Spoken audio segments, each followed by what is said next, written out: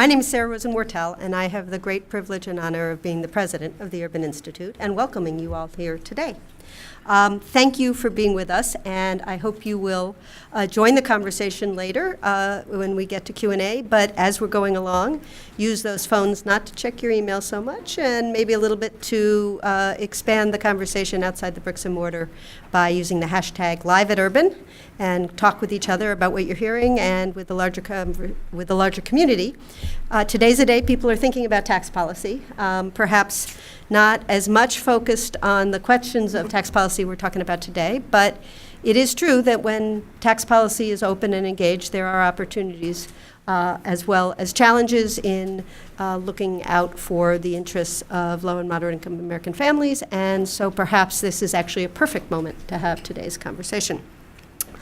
We tend to think of people as low-income people, middle-income people, and our policy talks about people as though we have sort of stable financial profiles.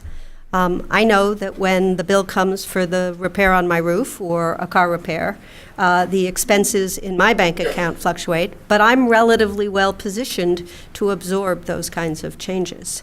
It turns out most certainly low-income Americans and many middle-income Americans aren't all that well positioned to absorb and deal with those kinds of changes. And so volatility of both income and expenses have much more profound effects for those at the bottom.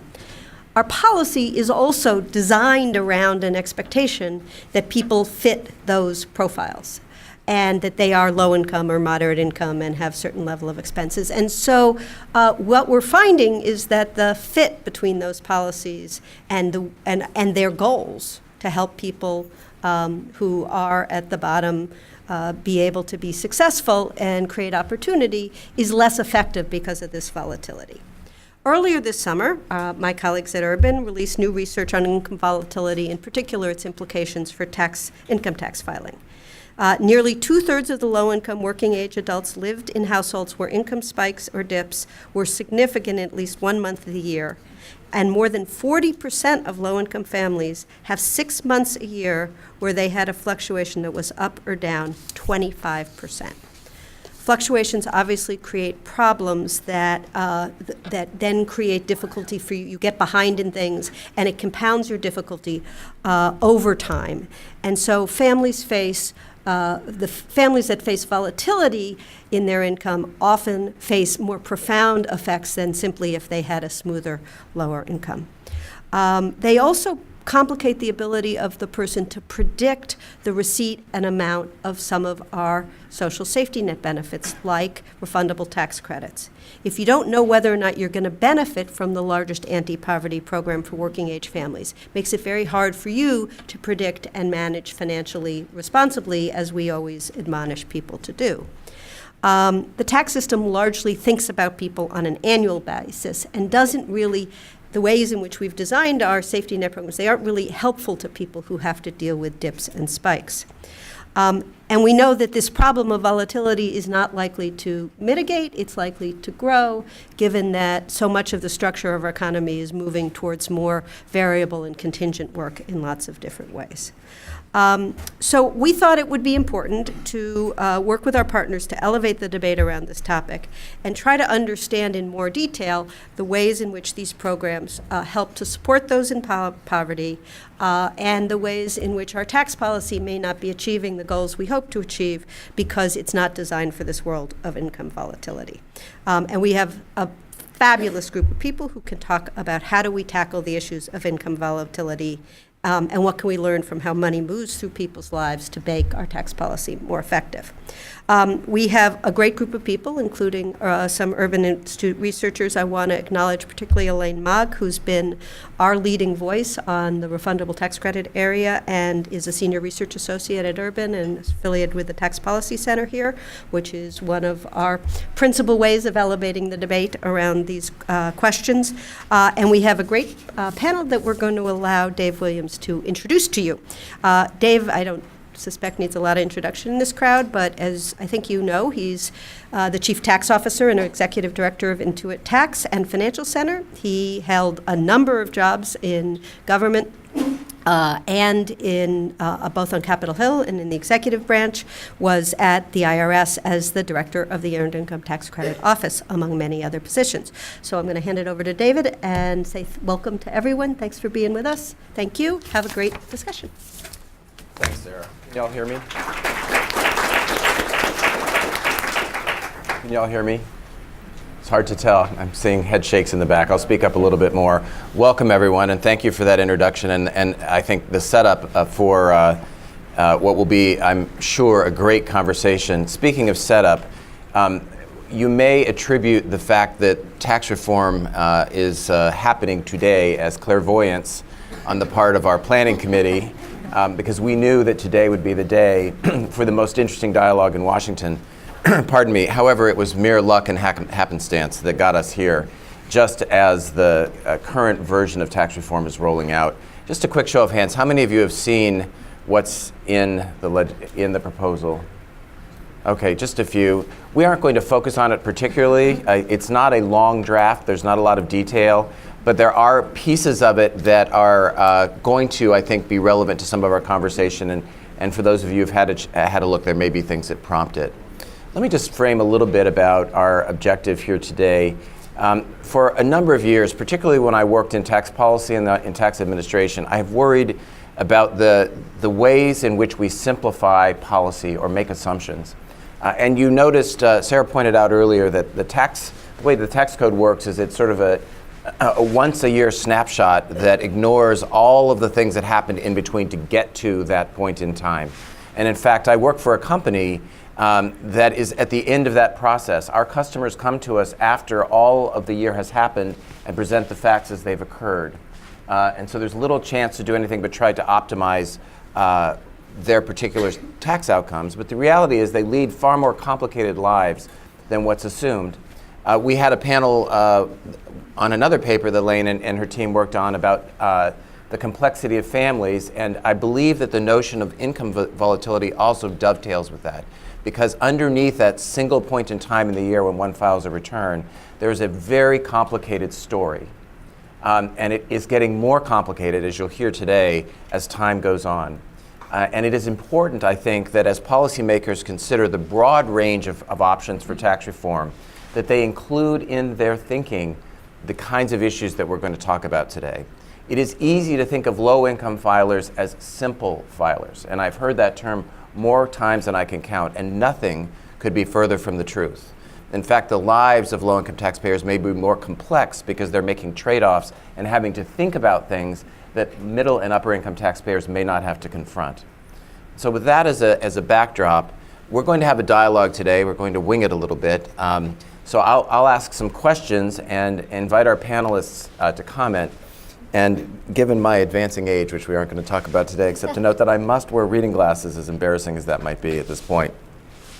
I have, let's see if I can click the slide. I have a slide that should come up in just a moment. I think if you press this. Just the forward button. Yeah. One more time. There we go. Okay, let's bring it back. There we go. All right, you'll see behind me a graph of income. I think Tim may have provided this particular example of it, but I think it's a graphical illustration of the point that we're making about income volatility. And what I thought would be useful as a starting point is to ask our panelists to talk a little bit about how common this kind of pattern is, where, as I noted, at the end of the year, there's a point that sums all this up, but the reality is far different. Elaine, do you want to just comment a little bit about what you've seen and some of the research that you conducted? Yeah, thanks for joining us today, everyone. And the research that I'm talking about was performed with my colleagues here at Urban, Liz Peters and Carrie Liu, who are here, and also colleagues of Tim's at the Financial Diaries, Anthony Hannigan and Julie Sawicki. So I thank them for all of the work that went into this.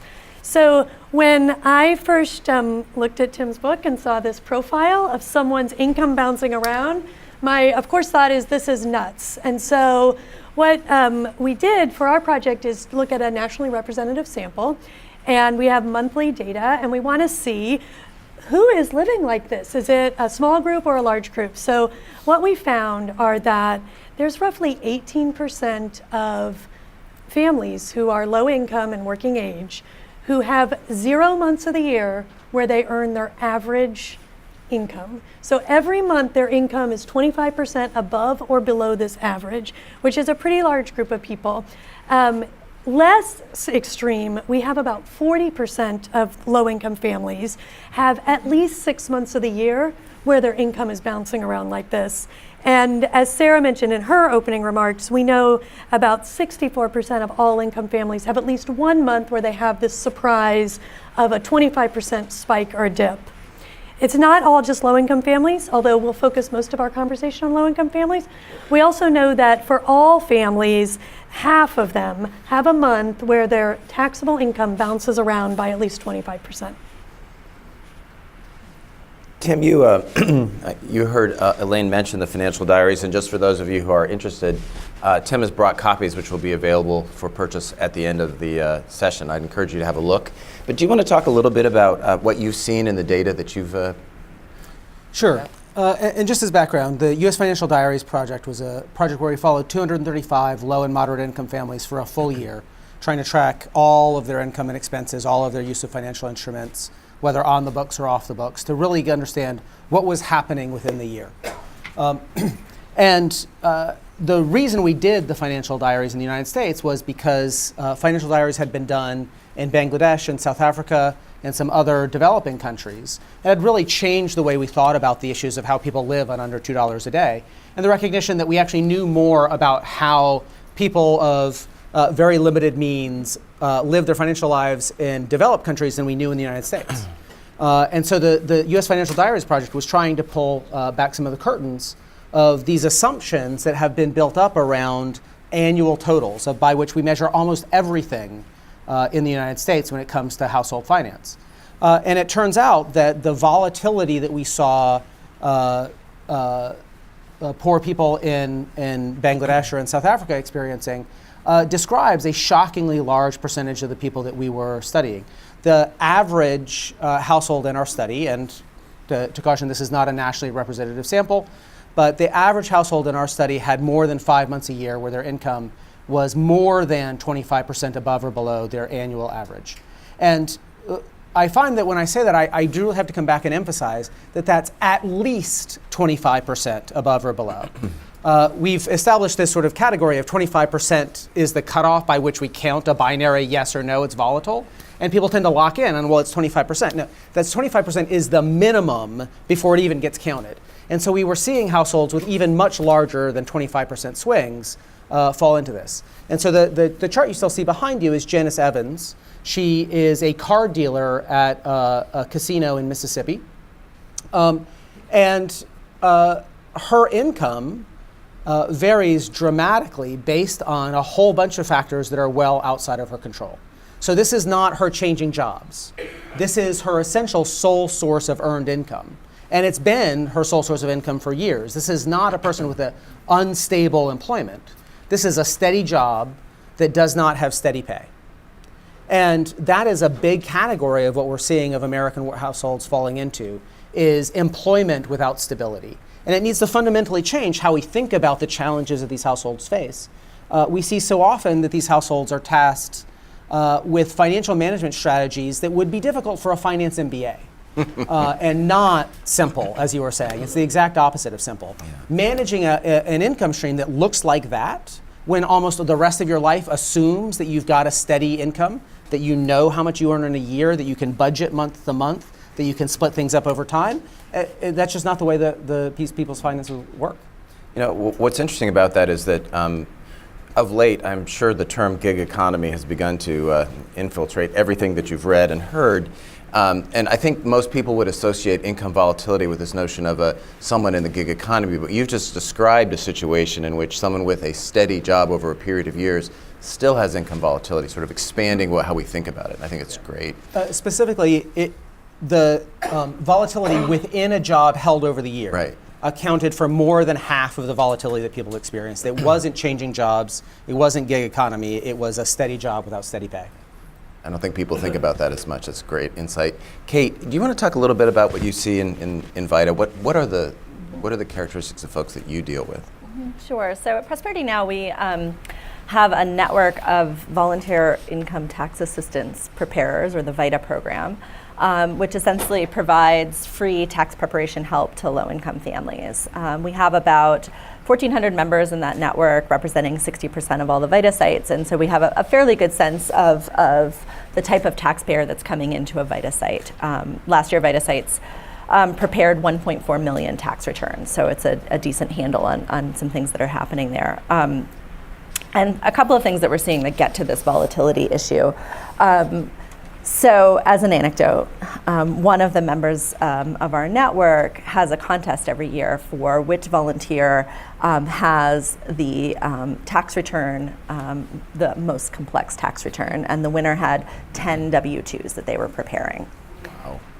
Wow. But more anecdotally, we're seeing what you see is an increase in people coming in with 1099s, which is the contract labor, or you could call it from the gig economy, however we want to talk about that. Last year, even though the number of people coming into VITA sites was roughly stable, there was an almost doubling of the number of people who came in with 1099s as a part of their returns.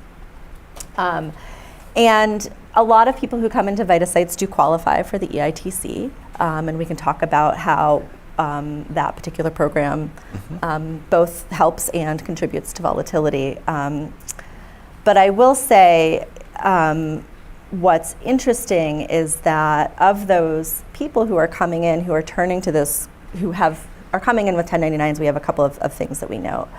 One of our partners in Chicago looked at all of the data, and the folks who had these Schedule Cs, which includes the 1099s, the adjusted gross income, the AGI of those filers, was $2,500 lower than other files. So people who are having to turn to this kind of income and piece this together, it's not fully making up for that difference quite yet. So I think that tracks to things that are happening in the labor market right now. And I think the other piece is that we are increasingly seeing people who are showing up with these kinds of returns that are unprepared for what it means from a tax perspective. So it is a volatility hit in and of itself. So if you come in and expect, I've had a steady job through the year, I am a home health care provider, I work at a daycare, but I show up and I have 1099 income, you have probably not had your taxes withheld. And you come in expecting a refund and in fact have a tax bill. And it creates another kind of volatile spike for the family. So there's so Tim's point about needing a financial MBA, I mean, we're talking about, for planning purposes, pardon me, a financial planner. So these are folks really who, even basic planning or awareness of the fact that the 1099 means there isn't any withholding, that's something they don't know. Yeah, I think that the consequences of that and how you manage for that throughout the year hasn't fully caught up with people. And we've even heard instances of people who weren't fully aware that perhaps last year they had a W-2 and this year they have a 1099, but they did not change employers. So I think there's something there to explore. Their employer changed without their knowledge, is that? So we've established this variance in earnings, they bounce around. I think it would be great also to understand the traditional notion of, two wage earners, 2 kids, tight little Aussie inherit family, not so true either. We've established that in the paper that I was referring to earlier. Let's talk a little bit more about populations that are particularly vulnerable. And Aparna, I think you had some interesting insights about where folks who might really be affected by this live and what they look like. Right. I mean, so one of the aspects, and I wasn't specifically looking at income volatility, but one of the aspects that has come up in my work when I've been looking at women's labor force participation, and I read some of the research suggests that having more women in the labor force has actually helped to stabilize family incomes, because what we're seeing in terms of men's labor force participation is that there's been a lot more instability. Over time in the US, there have been long-term declines in men's labor force participation. And what does that mean for the family? Well, it turns out that with more women in the labor force, a lot of those incomes have remained stable, right? Families are not seeing the big dips in income, even though in many cases the primary breadwinners are now not as actively in the labor market. So we started, one of the projects that I've been looking at is sort of what is the life cycle of women's labor force participation. If women, according to the Council of Economic Advisors, in fact, the interesting thing is that since the 1970s, almost all of the income growth, all of the middle class income growth can be attributed to women, more women being in the labor force, which I think is an interesting finding in and of itself. So what are the factors that are holding women back? In fact, what we're finding now is that since the 1990s, and more particularly over the last few years, there's been a continuous decline or relative stagnation in women being in the labor force. In fact, when you look at the life cycle of women's labor force participation, it turns out that men and women seem to start off at the same pace, or almost in between the ages of 16 to 24. And then in their prime age years, women are much more likely to drop out of the workforce. They between 25 to 54, there's like a 14 percentage point gap between men and women's labor force participation. So what does that mean? And then when you look at more deeply at the data on where are they, in fact, what are they participating? Are these full-time jobs? Again, the problem there seems to be that about 66% of part-time workers are women. And women are overwhelmingly, more likely to opt for part-time work. So I think all of that has tremendous implications for not just the stability of earnings over the life cycle, but what does that mean for actual participation in the workforce? The volatility that comes with not having a secure attachment to the job, not having, sometimes being in a part-time job. Women also tend to be the primary caregivers, not just for their own children, but also when you have family members who are sick. So there's a lot more volatility, I think, that is associated with women being in the workforce, and I think that has implications for families that we need to address. That's great. Elaine, you also saw a fair... Right, so we tried to see what characteristics could someone have that would be correlated most with a volatile income. And of course, the obvious one, self-employment, very correlated with volatile incomes. People are coming sort of in and out of the labor market with these, jobs. The second thing is your household income is likely to be volatile if adults are moving in and out. So sometimes an adult comes in with income, sometimes an adult with income leaves. And so that can cause some fluctuations for you. If you're young or you're single, you're more likely to have volatile income than if you're older and coupled. If you're working part-time, exactly what Aparna is saying, you're just a lower attachment to the labor force probably. And then finally, starting or ending a job, of course, is hugely related to whether your income's going to bounce up or down in any given month. So all of those things can occur, particularly among low and moderate income families who, as we've heard in other areas, may have less resources to manage the flux. And we're going to talk about income smoothing and stability and some of the questions and policy choices that may either enhance or decrease that stability. Tim, what I love about the financial diaries is the detail, the ability to get inside. Just the story you told us about Janice was fascinating because it was more personal than aggregated statistics, and I don't mean that in a bad way, Elaine. We need those, but it always brings to life, the realities that people have. Is there anything that you could draw from that we could infer about specific vulnerabilities or populations that you think we should? You've already made one, which is just the notion that don't assume because you've had a stable job that you have stable income. But what else? So I think one of the important things is to recognize that there are different kinds of volatility, and they affect people in different ways. And so we need to not just look at the overall amount of volatility, but understand that volatility can look very different and create very, very different challenges. And so Janice here, her volatility comes from the fact that a large portion of her paycheck is tips. Yeah. And so what drives Janice's income volatility is summer when it's hot and people want to go gamble so they can go in air conditioning. Whether the SEC, the Southeastern Football Conference, has decided to schedule the Alabama football game at what month of the year, and whether it's at Mississippi State or at Alabama.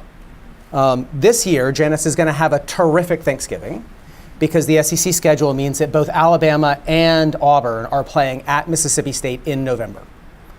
that is going to change Janice's year completely, and it's not the sort of thing that we think about as driving a household finance. And honestly, Janice has absolutely no control over that feature of her income. On a converse basis, we just put up a household profile of a woman we call Amy Cox, who's a single mother in Ohio, who works at a child care center. Her income is volatile week to week because some weeks there are holidays, and she doesn't get paid on those days. But the major source of her volatility is actually the EITC. She receives 40% of her income in February for the year. And so we referenced earlier that the refundable tax credits lift more people out of poverty, but they lift people out of poverty for a month. We tend to talk of it out of poverty, but if you look at Amy's income over the year, she is 75% below the supplemental poverty measure for 9 months of the year, below it for 11 months of the year, but she's not poor because she got this huge chunk of income in February. Expecting people to be able to make sound financial decisions when they get 40% of their income, taking them up from 75% below the supplemental poverty measure, I mean, that's a crazy thing to actually ask people to do. But it's the way the system works. And by the way, now we tell Amy she's not poor because on an annual basis, she has enough income to move her above SBM. Yeah. Kate? Sure. One of the things that I really like about the way the Financial Diaries lays out the story is it also talks about, so there's the income volatility, there's also a recognition of the expense volatility, and that those two don't match. And ultimately, it's about the coping mechanisms that the family has to deal with that, right? To be able to make ends meet day to day, week to week, month to month. And I think that's also part of the story here when we're looking at this data about income volatility. It's also about what are those coping mechanisms that are available to Janice and Amy to essentially make those two things match, right? So Prosperity Now every year puts out something that we call the Prosperity Now Scorecard, formerly known as CFED for anybody not in the know. But I think it's really telling here. So the national data that we looked at, and we can quibble about data sources and things like that, on a self-reported basis was that nationally, almost 21% of people reported some sort of variance in income from month to month over the last 12 months. But then I think about coping mechanisms. I think we think about either they're going to dip into savings or they have to have access to some sort of credit, right? But then you see that it's a little bit more than half, 56% of people have reported setting aside some money for emergencies in the last 12 months. That's a national figure. But that's lower among Latino and Black households, where those numbers are in the mid 40s. 51% of U.S. households have a prime credit score. So that means for half of households, if they have to turn to credit, they're going to have to pay more for that credit. So we have to deal with that issue. And then more broadly, what that sort of ultimately ends up in is that you only have about 2/3 of households nationwide who have enough savings, liquid savings, to live for 3 months. And you have 16.9% of households with zero net worth, going up to a quarter of households of color, right? So all of this has a very long tail in terms of long-term financial security and financial stability. And it just keeps going. It does. I think we've touched on this, but my next question is really about why does this all matter? And do we care? At the end of the year, when you look at the snapshot in a tax return, Janice looks fine. So does your daycare worker. Looks great. And the alternative is unclear, right? Is it we make a tax policy change, or we actually choose a social policy remedy through another system that may smooth? But why do we care so much about the volatility of the income, and why does it matter before we get to the policy prescriptions? And let me start with Elaine. So what we tried to think about is we have the largest anti-poverty program for working age people running through the tax system on an annual basis. And we think the gold star is when people come into the preparer and the preparer takes the time to say, your earnings were this much this year, and as a result of those earnings, you're receiving a tax credit that's worth $5,000. And so we want people then to take that information and be encouraged to earn that amount of money again next year so that they can again get that tax credit. But that might not be realistic. And so we're trying to ask the question, if your income is bouncing around every month or half of the months, is it even possible for you to understand and predict what your earned income tax credit can be? And if it's not possible, then where are we with running the largest anti-poverty program if people cannot understand it and then react to it? So I think what we were trying to do is point out, we are considering this program sort of the be-all, end-all in some cases of poverty reduction, and yet it is fantastically difficult for many people to understand and predict whether they will be part of that program next year. And because we think of these things these ways, it sort of generates all these what I would call non-productive and potentially harmful behaviors. So starting out from the people, the very nature of income volatility makes it more expensive to get access to any coping mechanism. So we have to confront the reality that making a loan to a person who has high income volatility is inherently riskier than making a loan to someone with a predictable income. We talk about sort of loan protections and ability to repay. How do you calculate the ability to repay with someone who has 6 months a year where their income is 25% or below? That's a tough thing to do. But then we get into the way the tax code just sort of amplifies this because of its thinking in it. And so again, one of the stories of the families, a couple we call Becky and Jeremy, Elaine mentioned that the tax is how we deliver anti-poverty programs, but it's also the world's most successful low-income savings program. And for Becky and Jeremy, the tax system is their savings account. They over-withhold because that is the only way they know that they can put money aside to generate enough of a lump sum to do something that's really important to them, buy Christmas gifts for their parents. Now, for those of you who are a step ahead, you think, the tax system is probably a bad way to save for Christmas because you get your refund after Christmas. And so what Becky and Jeremy do is they purposely over-withhold all year. They have a credit card whose only reason for existing is to buy Christmas gifts and spread and carry those Christmas gifts on credit until February when they get their tax refund and pay off their credit card. That's just a tremendously, it's clever, but it's a tremendously unproductive use of their skills and talents. And they're paying 26% on that credit card to bridge 2 months to get to their lump sum, which is the way that we've designed that's actually useful for them to save. And so I think we care about it because we're diverting so much of the human capital of low-income people to managing this mismatch that's amplified by our tax system.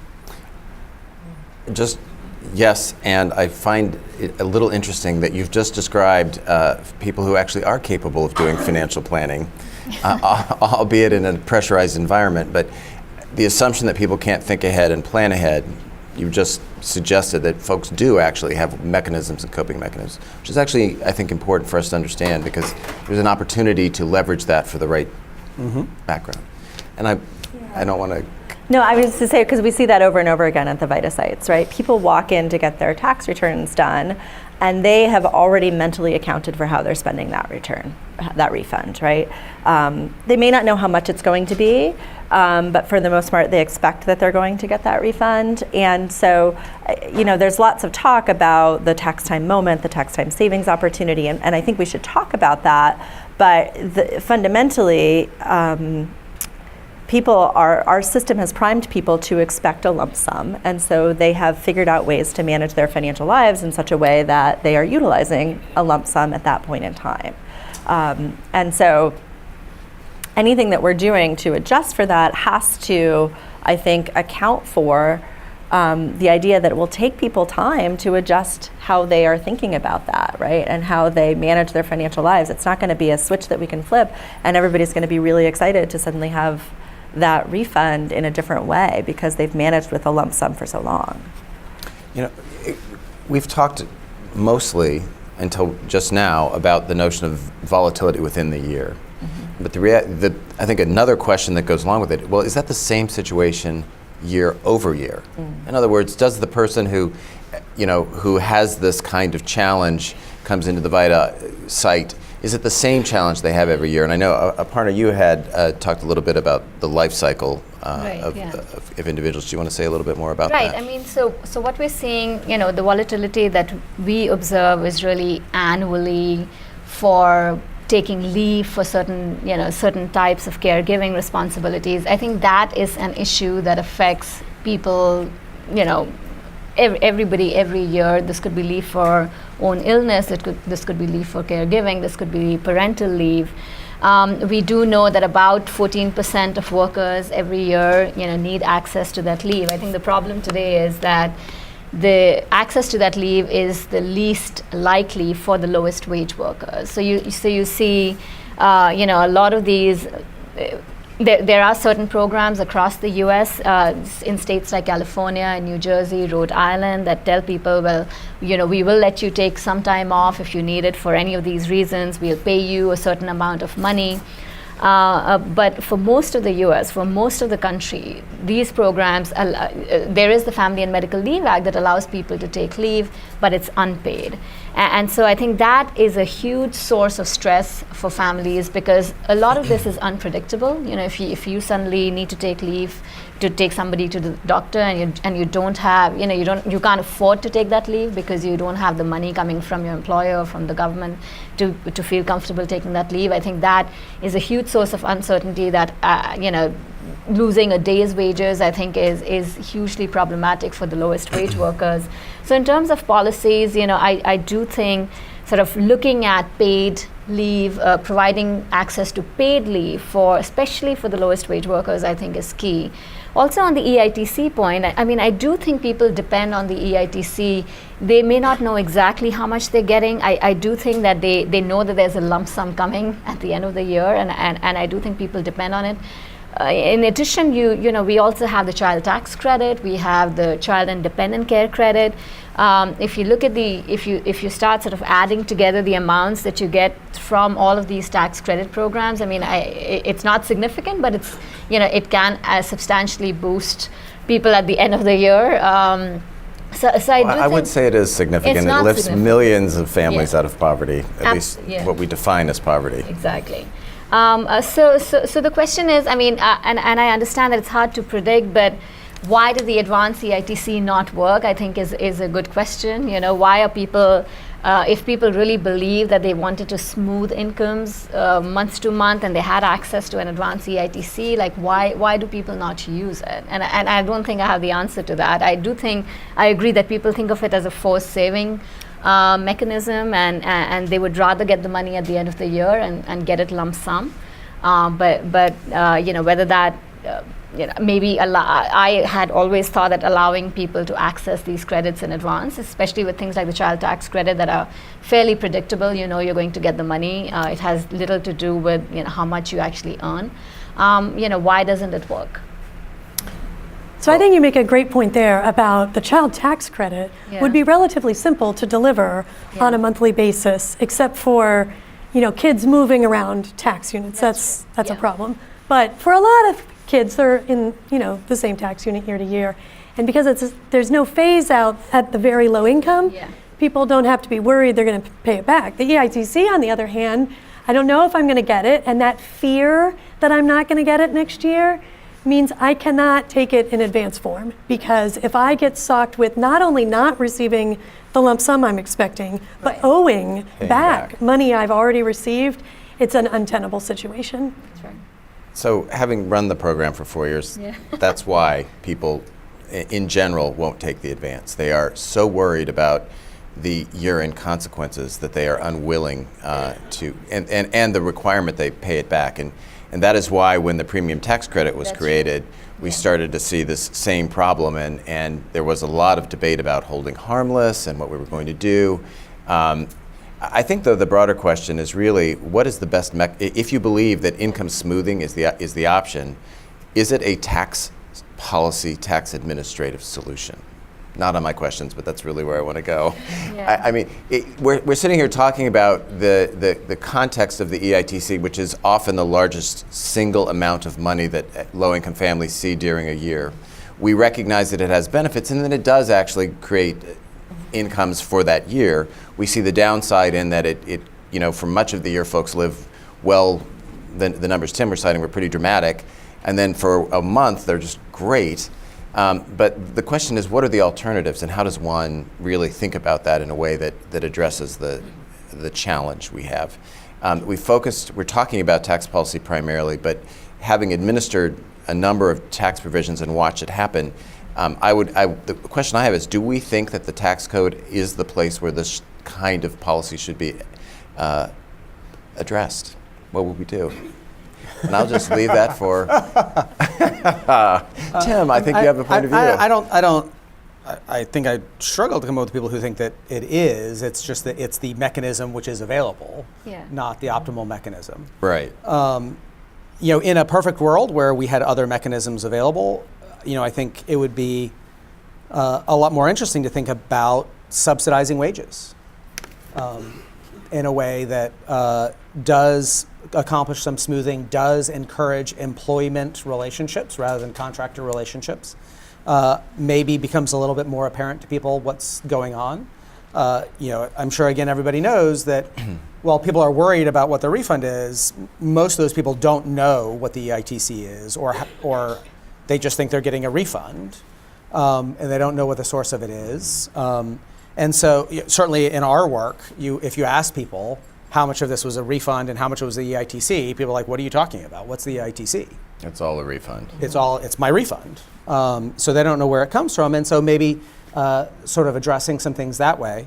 But I think one of the things to frame the conversation is when we talk about economic theory and how it influences tax policy, people, I think on DC, people always have the Laffer curve on their lips and tax incidence policy and all those sorts of things. And we don't really recognize how invisibly but powerfully the life cycle model and the lifetime income hypothesis influences tax policy. And this idea that incomes are generally smooth and they go up over time, and that the right thing to do is to engage in these behaviors of budgeting and saving and planning and investing when you're young and borrowing for the future. And in a world in which 40% of American households see a large amount of volatility within the year and a large amount of volatility year over year, it's not clear that any of those ideas are actually right. And therefore, we do need to go back to some first principles and think about what is optimal tax policy for people who have volatile month-to-month incomes and who can't count on a life cycle model of income. Okay. So yes and no. I mean, we can't talk about this stuff without talking about things that are happening in the labor market and with employers overall, right? So we have to have conversations about contract versus employer classifications, about fair scheduling, about unemployment insurance. But I'm not an expert on any of those things, but I applaud the conversations that are starting to happen around those issues. I think we can talk a little bit about the EITC in particular. I think there is a role at the tax moment to set aside some money for a future emergency. And we've seen attempts to embed an emergency savings conversation in the tax preparation moment have some wings. There's a great report that was just released yesterday from two of our partners, the Center for Economic Progress and the Prepare and Prosper, two VITA preparers, that looked at their tax time savings work and have some great tips for others looking to have a savings conversation in the tax preparation moment, right? And for both of them, they get about 14 to 18% of their filers every year to set some money aside. And I think we have to think about what's the success metric there. If somebody is going to set aside $400 of their $4,000 refund, I think that's a win, right? And it gets to a little emergency savings bucket. B, if that family uses it in 2 months to fix their car and they didn't have to turn to a high-cost lender or some other predatory source to have that, that's also a win. So the fact that that $400 doesn't show up in their savings account in a long-term kind of way should not matter, but it's what they were able to use that money for that I think really matters. So how we can facilitate conversations about savings in the tax preparation moment, I think it actually can be something that we do, and I think we should talk about it not just at VITA sites. I think we should look at what's happening with paid tax preparers and having better standards for paid tax preparers, but also what happens online, what happens in Free File, where can you put those prompts in those kinds of systems to create a savings conversation. That doesn't fix everything at all, but it does create one moment where you can prompt sort of an emergency savings conversation. And I wonder though, certainly you'll get no argument from me, because I believe that in a world of imperfect choices, tax time is one of those few moments where we can get anywhere with regard to mindshare. What I found interesting though is we tend to focus on saving as the thing we want to generate. But I wonder if there isn't an opportunity to think about broader financial capability at that point, that it isn't just can you save some refund, but have you thought about what your choices might be that might optimize your outcomes a year from now? And this is what I meant at the beginning, where if you're in the tax preparation industry, you are at the end of the process, where whether it's the shoebox that drops on the desk or whether it's someone inputting facts and things that have already occurred, there's no opportunity to make choices or changes. But I just wonder whether you believe that there might be some ability to leverage that moment for financial capability more broadly than just savings. You're making my heart sing. Aw. We just met. Yes, why yes, there is. Yeah. Well, I mean, yes and no. Obviously, I mean, as you've pointed out, the tax preparation moment is a transactional moment, right? People are walking in to have their taxes done. I think from the perspective of VITA, these are people who often have clients who come year on year, and they've created trust in that moment. And we've seen some really interesting examples where people have embedded a broader conversation about your financial life. There's sites in Boston that do a financial checkup as a part of the tax preparation moment, where it's really having a comprehensive look at what's happening in your life financially, and then connecting to other types of services beyond savings to help with things like budgeting and financial management tools, or credit repair or counseling, or credit building. So there are opportunities to start to connect to those other services, and we're still learning about the mechanics of that and what leads to kind of best practices around kind of truly helping people access truly impactful services. But I think that there is a whole road for us to walk down on that path. And I'm excited about it. I mean, David, I think there's a long road to go there, because still so much of the language is about savings, and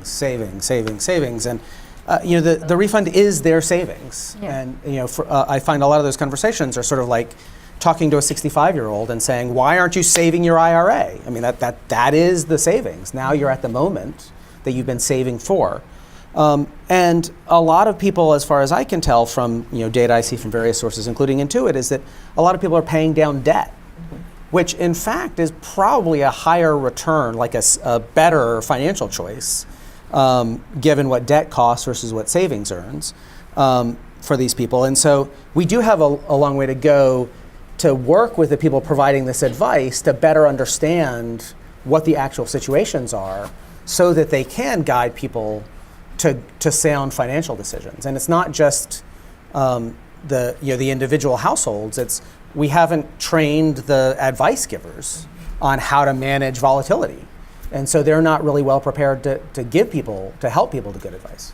And that's not surprising, given that the incomes that you're looking at are so low. Like, where do you say, "Oh, I'm done with spending money today, and I'm now going to start saving for the future"? Like that just, unless you have sort of a stable, I know I'm going to be earning so much money every year and I can afford to set aside some amount of money. I just don't see that conversation sort of happening. And I think your point that people are using their EITCs to pay off debt suggests sort of what David's saying. Like, can we avoid getting in that debt by advancing these reruns throughout the year? And while the IRS does extraordinary things with very limited and declining resources every year, as long as the tax code is complicated and people don't understand when things are phasing out and phasing in, it's just not a solution that is easy, for anyone to deliver, let alone the IRS, who's used to operating on an annual system. Yeah, I'm glad you went to tax simplification, because there is no silver bullet for any of these things. But when you look at the complexity of the code today, I challenge anyone to give me a single definition of dependent. There are numerous types of retirement savings provisions, all of which overlap. Not all, but generally there's an overlap. Education subsidies, the list goes on. And when you're looking at those, you're not actually also considering on the other side of the federal budget whether they're spending programs.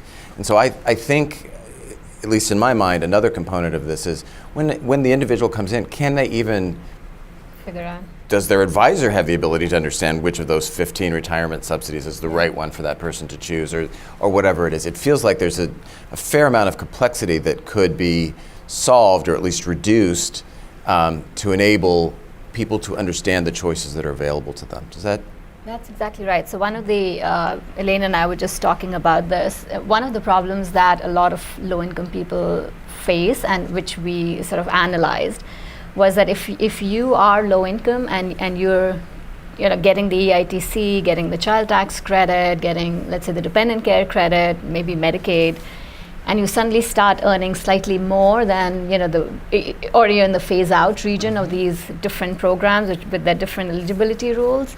I mean, the amount of money that you start losing could be as high as having an implicit tax rate of about 45% or more, right? And so for a lot of these people, I mean, even if they can predict their EITC, it's really like, how many other programs are you enrolled in, and how much money are you suddenly going to start losing because, now you're phasing out of the EITC, and now you're no longer, getting getting Medicaid, or you're phasing out of some, of other programs, housing subsidies, and so on. We don't talk much about the phase-out range in EITC. It's one of those, taboo subjects where we don't explain it to people. So it's very, very complicated, even for us to understand. Forget about, Right.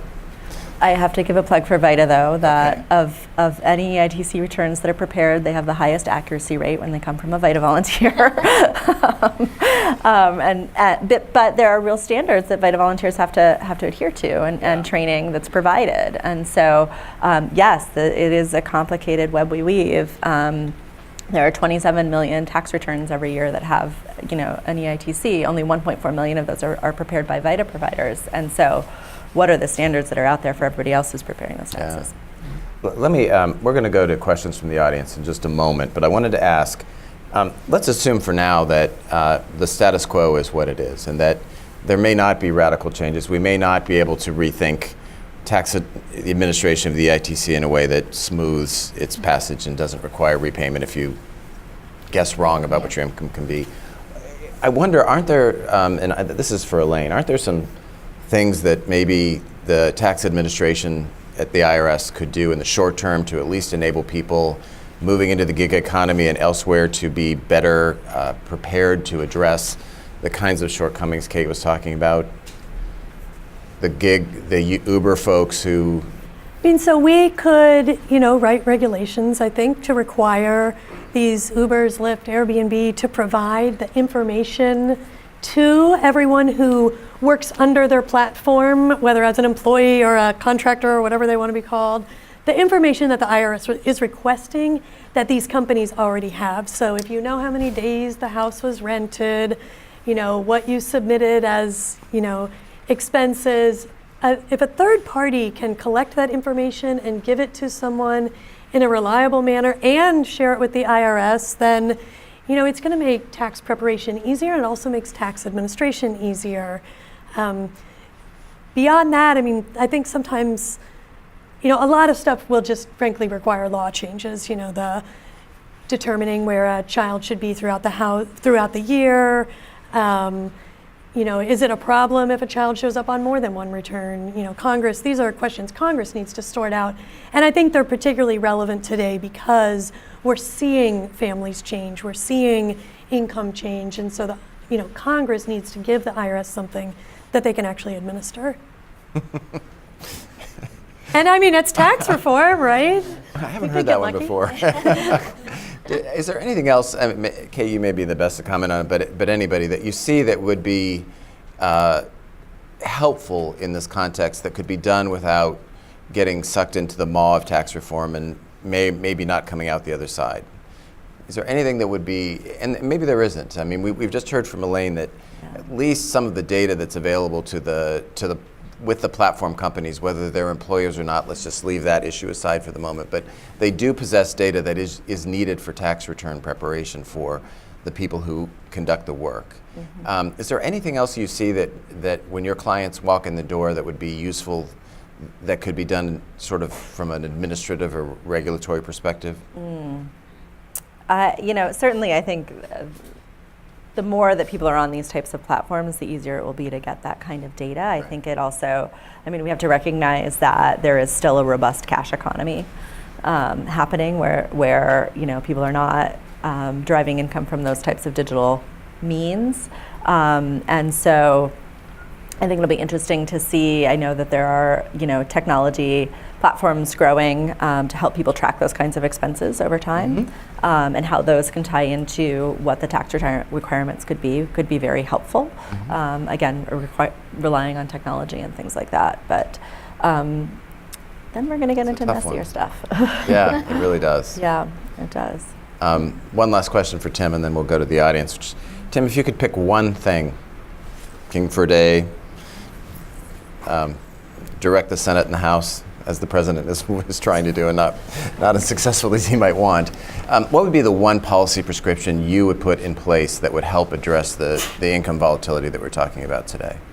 What would be the one thing in your mind that, gee, if I could just get that available, it might sort of mitigate some of the downsides of the current income volatility we're seeing and the mismatch between federal payments like EITC and the policy goals that we're trying to achieve? And no one has ever asked me that question before. And so I'm going to slightly dodge it to say, I think one of the things that we are seeing where some experiments are happening that show really shocking levels of results is around things like the delivery of benefits like food stamps, where you can see that test scores are affected by how far away the test was from the last time the family received food stamps. You can see that shoplifting at grocery stores falls when you deliver food stamps more often. That the mismatch is a major, major problem for low-income people. And we've abandoned them in terms of the tools necessary to live in a financial life that varies month to month. So we pushed all of the monthly things, all of the weekly payments, all of those sorts of services into the gray market, and then created these high quality services for people with dependable and plannable incomes. And so the opportunity for the government to do things like tax filing 4 times a year electronically that allow people to average over multiple spans of time, to change when they get access to things and have a little bit more control. You did say king for a day, so I get to control the entire electronic infrastructure of the country as well. So those sorts of things is that we do need to come back and start looking at all of our programs and all of our tax policies on the idea that the most vulnerable Americans have the least access to the resources to manage volatility and the most volatility.